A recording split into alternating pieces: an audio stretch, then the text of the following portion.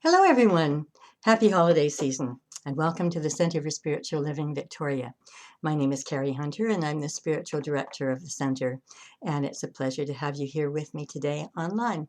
If you ever want to join us in person, we'd love to meet you in person as well at the Cook Street Village Activity Center in Victoria. That's 380 Cook Street. We have our services beginning at 10:30 in the morning with meditation and 11 a.m. with our celebration service. And then we hang around afterward for coffee and for conversation and just getting to know one another, having a good time. We would love to have you join us. So today, continuing with my Christmas theme, I have a question for you. What if you were sitting out in a field? It was a beautiful spring day, and all of a sudden you saw something hovering over you that looked like an angel. And that angel said to you, I've come here to let you know that you've been impregnated by God, and you are going to give birth to a son, and he is going to be the savior of the world. If that happened today, we would really just wonder where we were and what was going on and what it was all about. Am I on candid camera? Whatever. But of course, that's the story of the beginning of the nativity, more than 2,000 years ago now. The story is that the angel Gabriel came to Mary, a young girl, and told her that she was about to bear a son and that his name would be called Jesus and that he would be the savior of the world, and that it would be an immaculate conception, a virgin birth. And I've often thought about that and thought, what if Mary said no? What if maybe she didn't have a choice? But anyway, it is a story. It's a myth. There are metaphysical interpretations of it. And it's a beautiful story, and it's something that opens our hearts this time of year. And we kind of cling to that magical, mystical story. So that particular scene, if you will, if you picture that in your mind, is called the Annunciation. And hundreds of artists throughout history have painted pictures of what this looks like to them. And they're in galleries all over Europe. If you tour Europe and you go into the art galleries there, you will see the Annunciation everywhere. And the thing is that it always looks a little bit different, but the theme is the same. There's always an angel talking to a young girl. And some of them are really rich in color and others are not so much. Most of them have been done in the last few hundred years. And so that's where my story begins today. And the thing is that while I say it's a mythical story, it also represents a metaphysical truth. Angels are messengers. Metaphysically, they are messengers. They are bringing us messages from God, stories from God. And it's not just about Mary. It's about us as well. Now, not the same kind of interpretation. There aren't people going around painting pictures of us being visited by angels. But the thing is, they are always there. Marianne Williamson, the great metaphysician, said that they're all around us. We just don't pay any attention. And we tend to not pay attention to what we cannot see for ourselves. And therein lies the problem. Because they are there. They are around us, inviting us to speak to them, to ask them for help if we need it. The thing is that we just don't tend to think about those kinds of things at all. I guess depending upon which branch of the Christian faith that you might be in. But most of us are not thinking that there are angelic beings all around us. And it made me think again of, I have a dear friend named Denise Hagan, Hagan, if you should wish to Google her. Denise is from Ireland. She lived in Vancouver for a few years, and that's where I got to know her. And we did spiritual workshops together, which were just great fun. Really enjoyed my time with her because she's such a light being. And her consciousness just lifted everyone up so much. Denise is now living in Dubai. She went back to Ireland and then to Spain, and then now she's in Dubai. She's a teacher. she's really a remarkable being. She's a musician, a composer of absolutely breathtaking spiritual music. And that's, if you Google her, that's where you will find some of her music. And her story is that she was diagnosed with terminal cancer. She was given very little time to live. She was in unbelievable pain. And she prayed to Jesus to come to her and to heal her. And he did. He came and sat on her bed and he said, "Call me Emmanuel. I'm not here to heal you, but I will teach you how to heal yourself. And then I will give you your music to take out to the world. I'll give you the lyrics. I'll give you the sound." And she said yes. And she very shortly was healed of cancer and has made a great contribution to the world. Her first song that Jesus or Emmanuel gave her is called "If You Could See What I See." And if you look that up on the internet, it's absolutely glorious. It brought me to tears, and I had her sing it in my church in Vancouver when I was there. And it was, there were about 150 people there, and half of them were men, and they were sobbing listening to it. Her presence is a holy presence. But I digress, because I do want to talk to you about angels and about Gabriel in particular. But with Denise, she could see angels, and I have to confess, I have seen two in my life, and they weren't all white and fluffy, which is why I knew I wasn't making it up. Because if I were making it up, they'd have had glorious long white wings and wearing white gowns and that kind of thing. Um, but nevertheless, Denise sees them all the time. I don't. And we were having dinner after a workshop one night, and just chatting about the workshop and chatting about life in general and just kind of winding down. And we each had a glass of water in front of us waiting for our dinner. And all of a sudden, my water glass started sliding across the table toward Denise, and hers started sliding across the table toward me. And we both looked at it, and I was laughing. And Denise said, "Oh," she said, "Reuben, are you messing with us?" And I looked and I said, "Who's Reuben?" And she said, "Oh, Reuben's my spirit guide." She said, "He's playful. Sometimes he just likes to have some fun." And we went on talking, and again, the glasses were going back and forth. And she stopped again and she looked and she said, "Oh, there's this enormous angel behind you." And she said, "When you lean back, you kind of lean into part of the angel. And then when you come forward, you come out of that part of the angel." And then anyway, she was talking. She said, "Oh," she said, "the angel who's doing this is the angel Akasha." And she said, "Angels have a sense of humor." And I laughed because, again, that's not anything that I had ever given a lot of thought to. But when we were doing workshops, Denise would say, "Oh, there's so many angels in this room." And she would describe where they were and, what they were doing. And she said, what Marianne Williamson said, the problem is that we just don't listen to them. We don't pay any attention to them. And she said, when we got problems, we got to go to those angels, and we've got to ask them for their help and for their support, because they haven't got anything else to do. They're just sitting around playing cards, waiting for us to wake up. And again, it's her humor. It's the humor that she finds in angels. I just had a belly laugh. I thought, they're sitting around playing cards. Well, what if? What if they're sitting around playing cards? What if we've got some issues, some problems, some challenges in our lives, and we just think we got to do it all by ourselves? The thing is, the angel Gabriel, who visited Mary in the story of the nativity, and said that she was impregnated by God, basically, metaphysically, is telling us that we too are impregnated by God.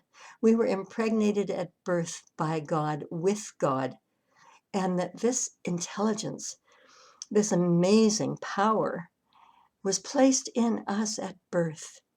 And it's there all the time. And just as we ignore the angels, we ignore that power. We ignore that presence. We tend to think, I can do this myself. We get all in a fuss about things, And then we get into our ego minds and start figuring out how we're going to resolve it. And in doing so, we're stepping aside from God. We're stepping aside from angels. We're forgetting that any of that exists at all. We're just trying to fix it all within our minds. And of course, the problem with that is, we may come up with solutions, temporary solutions, but if we haven't fixed what was bothering us in the first place, it's going to travel round again and visit us again. That's the bad news. And we'll keep on having that experience until we get it right, until we are willing to move beyond it, until we are willing to admit that there is a power greater than we are, and we can use it. It lives within us. It is in everything, everywhere. It is the stuff that everything is made of. And it is creative, and it is powerful. And by just imagining things to be better in our minds, they become better. And so what happens is when we get that, there's a kind of stirring within us. And the title of my talk today is When New Life Stirs. And that new life starts to stir when we really start to understand who we are, the truth of who we are, that we are spirit having a human experience. In the story, Mary had the good grace and the humility to say yes. And the world did change as a result of the birth of Jesus, no matter how that birth occurred or where it occurred. The world changed forever. There are 3.5 billion Christians in the world today because of the birth of Jesus, because of his teachings, because the world turned toward the light, trying to get out of the darkness. And yet darkness does prevail.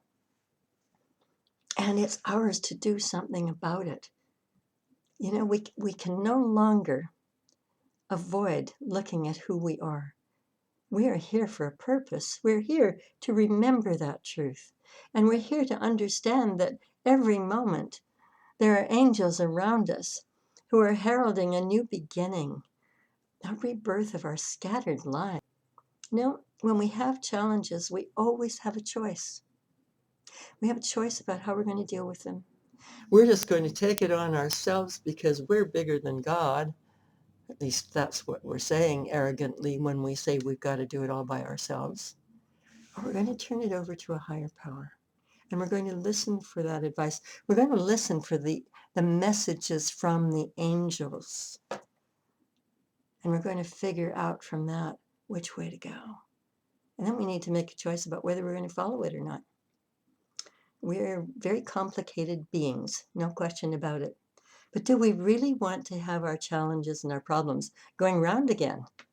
I think not. When we can rise above that place, we can live much happier lives, and we can contribute so much more to the lives of others as well. So here we are in the Christmas season, and in the hustle and bustle, the true meaning of Christmas is often as distant as a faraway star. Again, it's about that forgetting. And what we need to do is to carve out some space for spirit in our lives. Carve out some space for that which is holy. Carve out some space, some time. I know you're too busy. I'm too busy. We're all too busy. There's too much happening this time of year. I'm telling you, when I forget, my life really, really gets into a tailspin. And for 2 days last week, I didn't do my normal meditation in the morning and my normal prayer, which is the way that I always start every day. But I wasn't feeling great, and I just thought, oh, well, I'll skip it for a couple of days. God will understand. I was not tuned into God. And that's why I was challenged. That's why I wasn't feeling well. I was feeling a little too lazy. I had too much on my plate, too much to do to go to God, to go within, to seek that presence, to seek that healing in my life. more than any other time of year, this is a time for spiritual preparation. This is the time for the birth of our possible selves. Think about that. The birth of our possible selves. We can be so much more than we think that we are. The possibility of who we are is incredible. It's phenomenal. We were born with the Christ within. And when we awaken to that, when we allow ourselves to awaken, when we practice that awakening, everything shifts in our lives. You know, a birth takes place within us with the help of a lot of angels. Angels who have all kinds of thoughts of God that they're sharing with us. God itself appearing as angels, God itself in us, making that difference. You know, Christmas is a mystical tradition. But what we need to remember is that Christ is born through each one of us. When we get into a higher realm with our thoughts, into a higher place, a holy place, that birth takes place. Life changes. But it doesn't change with new things. It changes with new spirit. By that I mean being consciously aware of spirit within us, being consciously aware of spirit all around us, being consciously aware of this holy presence. And you know, you start to notice maybe a friend will say to you, you know, I don't know what it is about you, but you seem like a completely new person. And you are, and I am. Because we've stopped thinking that we can control the world and control everything in our own lives and the lives of people around us. And we're letting that higher power go to work and make things easier for us. Are we letting Emmanuel into our lives? Inviting Emmanuel to come and visit us, to heal us from whatever we need healing? Are we asking for that help? Are we allowing ourselves to actually be visited by a holy presence, by the Christ? Christ is already there visiting us, always. We just haven't opened the door. And so this time of year, it's a reminder to do that. You know, when we start to feel new life stirring, there are angels all around. And when we allow that new life to grow, we're saying yes to the awakening of the Christ. In the same way that Mary said yes. Yes, I will give birth to the baby. Imagine if she hadn't. What a different story. What a different story it would be. What a different world it would be. That baby had the power to change the world, and he did.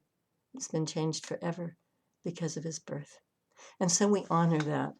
No matter what our belief systems are, we honor that there was a child who grew into a man named Jesus, who was the embodiment of God, completely aligned with God in every way, and who we look to as the example of who we can all be, rather than the exception. That's a message from the angels for sure. When we comprehend that, when we embrace that, when we embody that, like Mary, let us say yes to God. Say yes to God within us. Say yes to all humanity. There are many who believe that they're waiting for the second coming.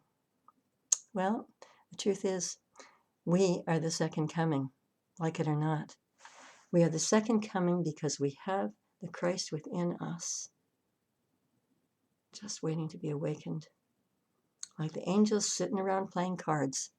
We're going to let that keep happening?